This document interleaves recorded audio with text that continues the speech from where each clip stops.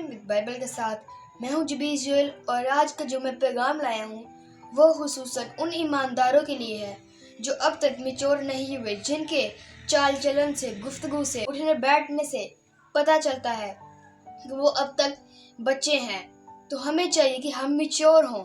ईमानदार रास्तबाज मैच्योर नहीं होता, शैतान उसको बड़ी आसानी से आकर गुमराह कर के ले जाता है और तबाही के दहाने पर खड़ा कर देता है।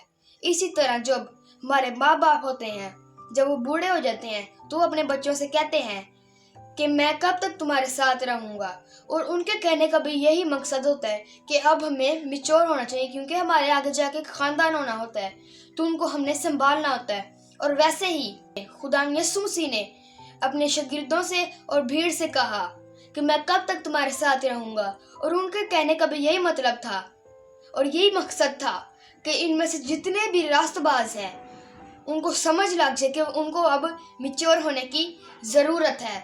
हमें चाहिए कि हम मैच्योर हों ताकि शैतान जब हमें गुमराह करने आए तो हम उसे शिकंजे में ना फंस सके और उसकी चालों को समझ सकें। जिस तरह मुकद्दस पौलुस रसूल फरमाते हैं कि वक्त के साथ तो तुम्हें उस्ताद होना चाहिए था।